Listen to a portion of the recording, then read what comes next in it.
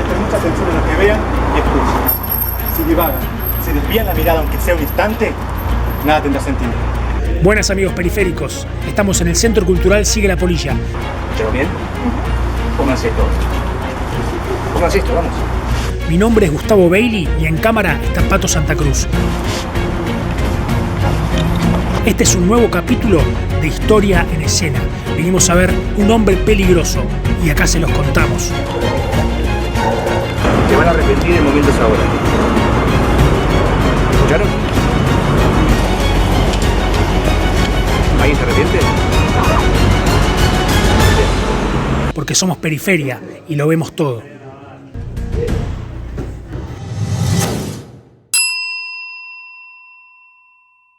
Bueno, Ariel, ¿cuándo y cómo surge la idea inicial de transformar a Severino Di Giovanni en esta obra? Inicialmente empezó por algo personal, necesitaba saber sobre política. Siempre veía los noticieros y no entendía, me pareció algo siempre muy ajeno y necesitaba entender para saber qué manejaba el mundo, de dónde venía, para saber dónde yo me ubicaba o qué corriente política cabía en mí. Empecé a profundizar en capitalismo, en socialismo, en comunismo y llegué a la anarquía. ¡Es por eso que me consideran y soy un hombre peligroso! ¡Vamos, compañeros! ¡A la calle! Dije, ¿qué es esto? ¿Por qué lo que se sabe es todo como mala palabra? O como que era algo antiguo y algo ya sin uso, ¿viste? Como algo viejo. Y dije, y justo yo siempre fui de ir un poco siempre en contra de la corriente. Si todos iban para allá, digo, ¿por qué nadie habla de esto? ¿Por qué nadie va por ese camino? Entonces emprendí ese camino, llegué hasta Bayer, conocí a Severino y de alguna manera se convirtió como el capitán de muchas de las ideas que profeso. Principalmente la anarquía me pareció que me abrazó, que entendí que era la posta o que era lo que realmente era yo, o que profesaba o comulgaba con esas ideas. Cuando nadie lo hacía, o los que lo hacían eran mal vistos o estuvieron bastardeados por la historia. Entonces, cuando lo conocí a Severino, dije, puta, me sentí muy identificado con él, con sus ideales, con su voluntad, con su fuego, y necesité comunicarlo, contarlo. Esto lo tenía que saber gente, esto se tiene que abrir, continuando la lucha de Bayer de tratar de eso, de reivindicar la lucha, de reivindicar la memoria de muchos compañeros que murieron en las sombras, pero que fueron grandes héroes y que reivindicaron, no sé, Radowitzki, Wilkins, un montón. Entonces dije, empecé a investigar de teatro, no había obras de teatro como esta, o muy poco, o no con este tratamiento, y dije, vamos a hacerlo. Pero no soy. ¡Ah, no me jodas, Aldo! Era sábado, era casi Nochebuena, se suponía que debían estar cerrados. Pero no lo estaban. Bueno, Felipe, más que nada, primero y principal, si nos puedes contar qué rol interpretás en la obra y cuál es el eje, ¿no?, de tu personaje. Bueno, el rol que interpreto en la obra es de Paulino Scarfó. Es uno de los hermanos de la familia Scarfó, son una familia de 8 hermanos, de los cuales los que más se los nota a lo largo de toda esta historia son los 3 hermanos más chicos, que son América, Alejandro y Paulino. Y son ellos, como digamos, los que más se muestran en el libro de Bayer, sobre todo, por su ideología, por su manera de vivir y afrontar todo lo que se estaba viviendo en aquellos años, en esa época. Mi personaje se llama Juan Velar, es el jefe de orden social, podríamos decir que es el archienemigo, el némesis de Severino. Una persona muy sórdida, oscura. Fue difícil el armado del personaje porque cuando empezamos a hacer las investigaciones de cada uno de los personajes, esto es histórico, es real, pasó, el personaje que me toca a mí, de Juan Velar, no encuentro nada en internet, no terminé encontrando nada en internet, con lo cual me tuve que nutrir de videos bastante oscuros, llámese Videla, Mussolini, Galtieri, es decir, para tratar de acercarme, de sacar movimientos, posturas, el tema del mentón hacia arriba, el tema de las manos, empezar a armar algo sin mucha base, justamente. Yo cumplo el rol de la única mujer en la obra Somos aproximadamente 15 en el elenco y soy la única mujer. Estoy haciendo el personaje de América Scarfo, que fue una de las primeras feministas, revolucionarias y anarquistas en Argentina. Y además fue el amante de Severino Di Giovanni. ¿Cómo se siente eso de estar entre el público, también formando parte, haciéndolos participar? Súper atractivo, con todas las palabras. Es muy estimulante en todo sentido.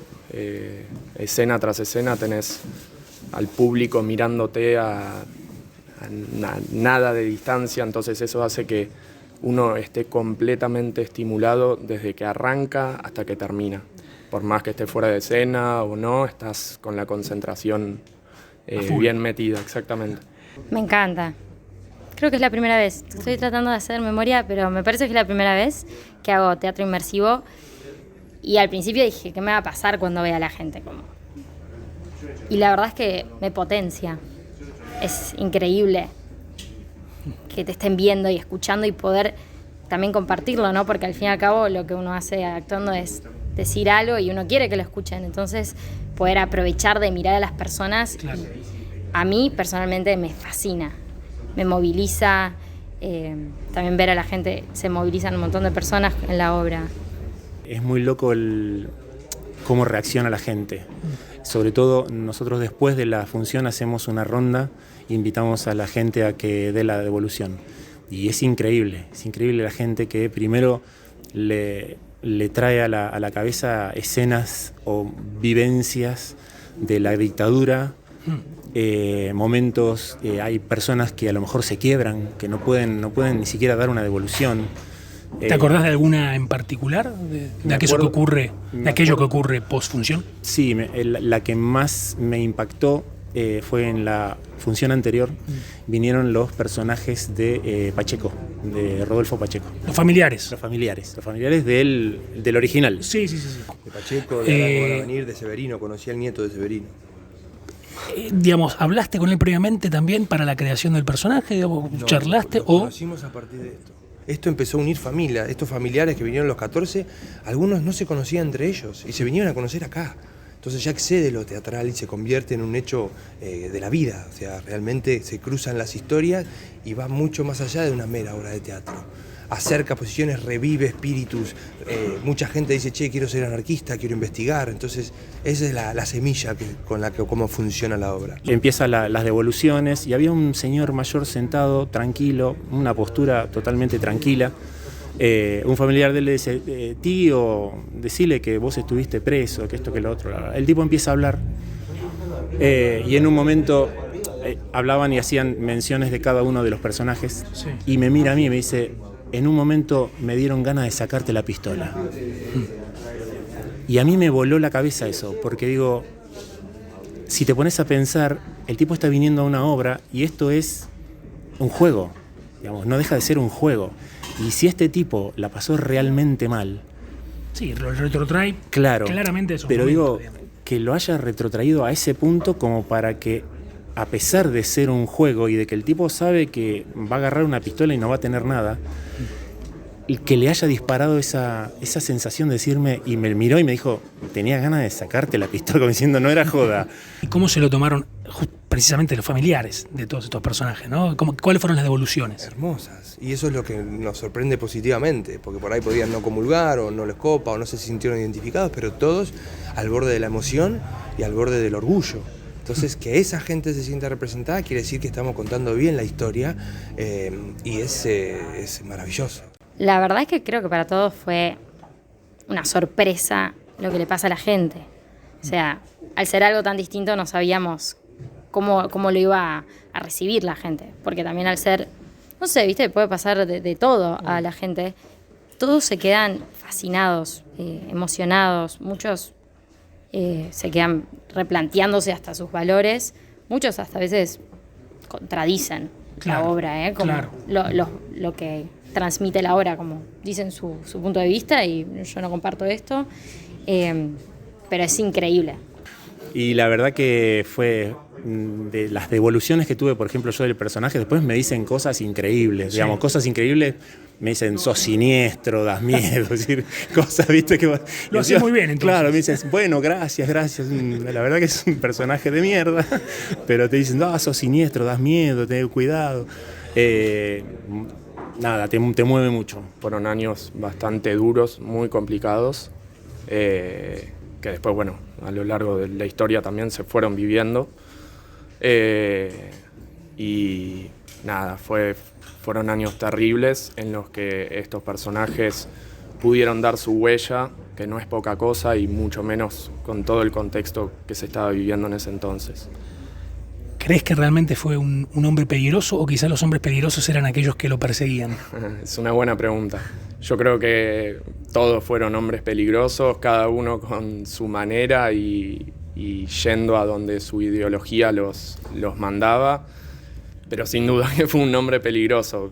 Para algunos fue un hombre peligroso que hizo las cosas bien, para otros fue un hombre peligroso que hizo las cosas muy mal, pero sí, sin duda fue un hombre peligroso. Yo creo que ambos, es decir, para mí Severino tenía una idea en la cabeza, podés estar de acuerdo o no con los métodos que utilizaba, lo que pasa que del otro es como en una guerra, en una guerra disparan de los dos lados, matan de los dos lados.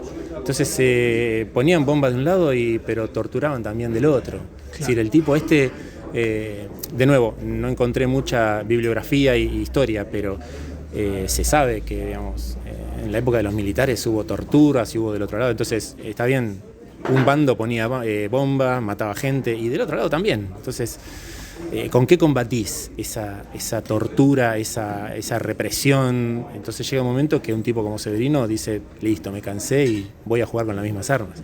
Es claramente, los más peligrosos son los otros, los que van por el camino del mal, como dice Alejandro Scarfó, los que hacen del mundo uno peor. Pero aquel que quiere elevar la voz y que quiere pelear por los derechos de los trabajadores o pelear por las cosas que tienen sentido, que invitan a la conciencia, y esos son peligrosos, porque la idea es que estemos todos callados y que seamos todos unos idiotas, que sigamos órdenes, aun cuando van en contra de nuestra naturaleza. Pero bueno, ahí está el tema de seguir luchando y que reivindicar esa lucha.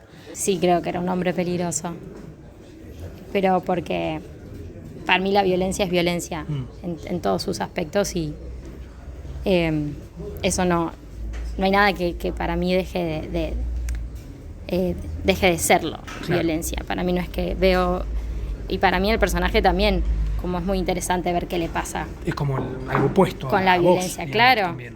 Como, no, y también el personaje de América, me imagino, claro. Como... Claro, porque América era muy similar a Severino.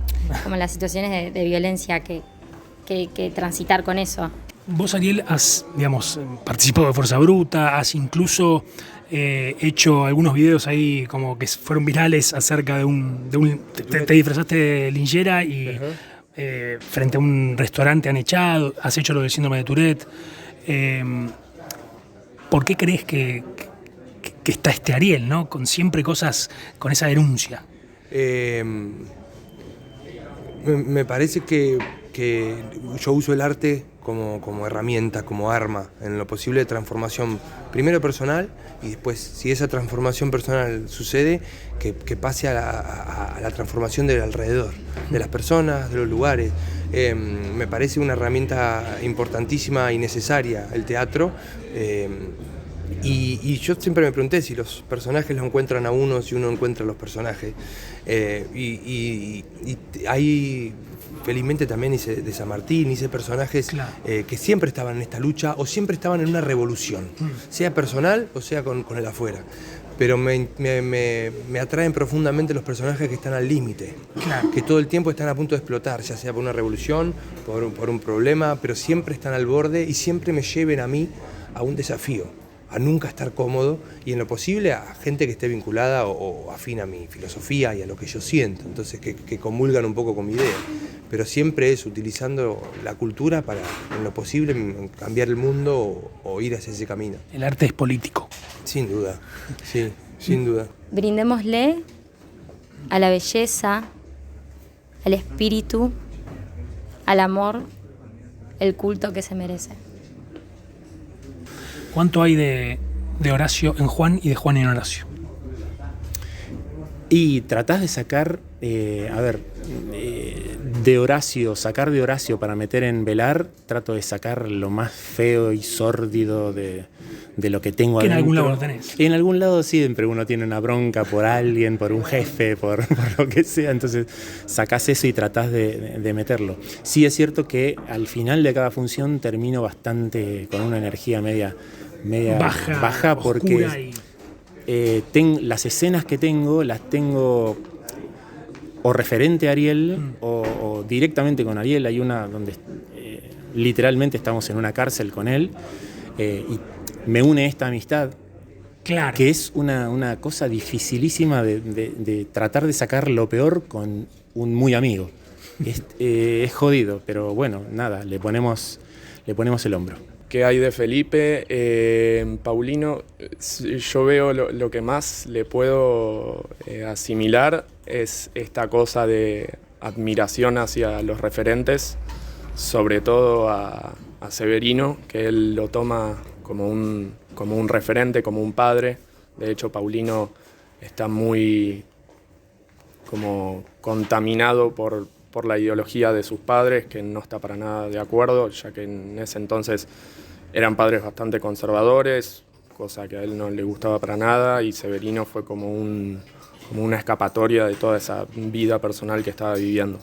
No me veo reflejado en ese sentido, sino en el sentido de esta cosa de buscar un referente paternal Claro. hacia con Severino, que a mí la verdad que me sucede bastante en mi vida personal. Porque no soy una intelectual. Soy una mujer que vibra ante los impulsos de la naturaleza. Hablé con Ari, el director, y me mandó los monólogos para audicionar. Leí los monólogos, que eran cartas que escribió ella, Sí. y dije, yo voy a hacer este personaje. O sea, yo quiero audicionar. Como que lo leí y dije, sí, quiero. Me interesa 100%. Es increíble que lo haya escrito ella. Y todo lo que dice, bueno, cuando la veas y cuando la vean, te interpela totalmente en el presente. También, Claro. ¿viste? Como son cosas que pasó hace un montón y a la vez que siguen sucediendo ahora. Y me parecía que era una oportunidad hermosa representar a la única mujer y a la vez a tantas mujeres. Y lo que escribió Severino dice: estimo a aquel que aprueba la conjuración y no conjura, pero no siento nada más que desprecio por esos que no solo no quieren hacer nada, sino que se complacen en criticar y maldecir a aquellos que hacen. Maravilloso, maravilloso. Sería una gran definición del periodista, ¿no? De los malos periodistas. Que aquel que solo critica y que está ahí para decir esto está mal, esto está bien. Y los mismos políticos Claro. se encargan de echarle la culpa al gobierno anterior. O sea, siempre hay una crítica, pero no se invita a la acción. Por eso acá en la obra decimos, o Severino dice, la revolución es llevar nuestras palabras a la acción. O sea, el hacer, vincularse con hacer. Porque hablar hablamos todos. Y de hecho pasaba, estaban los anarquistas de salón y los de acción. Los de salón atrás del escritorio, con notas, pero él habla de la revolución de involucrarse, Claro. de ponerle el pecho, y por supuesto, son todo lo que hablan, son la gilada. Muchas gracias. Gracias.